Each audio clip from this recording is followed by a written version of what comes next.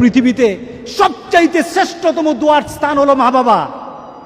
ওই মা বাবা যদি হাত পাতে আরশ পর্যন্ত পৌঁছে যায়, ওই মা বাবা যদি বদদুয়া করে, পৃথিবীর সব তীর সব টার্গেট মিস হতে পারে, কিন্তু মা বাবার বদদুয়া কখনো মিস হয় না, কখনো মিস হয় না। আর সন্তান মা বাবার জন্য যখন দোয়া করে, পৃথিবীর কোনো হুজুর, পৃথিবীর কোনো বুজুর্গ ব্যক্তির দোয়া কবুলের ব্যাপারে সন্দেহ থাকতে পারে, কিন্তু সন্তান যখন মা বাবার জন্য দোয়া করে, এই দোয়া আল্লাহ ফেলে দেয় না। সুবহানাল্লাহ। কারণ মা বাবার এই দোয়াটা শিখিয়ে দিয়েছেন স্বয়ং আল্লাহ সুবহানাহু ওয়া তাআলা, রব্বির হামহুমা কামা রব্বায়ানি সাগীরা।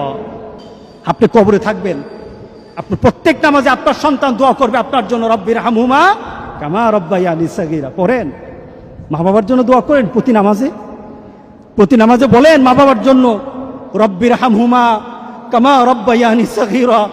আপনি দোয়া করেন, দেখবেন আপনার দোয়ার কারণে আপনার সন্তান আপনার জন্য দোয়া করছে। আপনাকে আল্লাহ যেন এমন সুযোগ করে দেয়, এমন কুলাঙ্গার সন্তান যেন আমাদের সন্তানগুলো আল্লাহ না বানায়। সবাই বলেন আল্লাহুম্মা আমিন। আপনার দালান, আপনার বাড়ি, আপনার সম্পদ, আপনার ব্যবসা, আপনার পৃথিবীর প্রতিপত্তি যত কিছু আছে, সব আপনি দুনিয়াতে ফেলেই চলে যেতে হবে, কিন্তু সন্তান কিন্তু আপনাকে ছেড়ে দিবে না। সন্তান আপনাকে ছেড়ে দিবে না। ভালো সন্তান রেখে যাবেন, কবরে শুয়ে শুয়ে আপনার সন্তানের দোয়া পাবেন। খারাপ সন্তান রেখে যাবেন, কবরে বিপদ বিপদ বিপদ চলতেই থাকবে। আল্লাহ আমাদের সবাইকে হেফাজত করুক। আমিন বলি, আমিন বলি। আল্লাহু আল্লাহু আল্লাহ।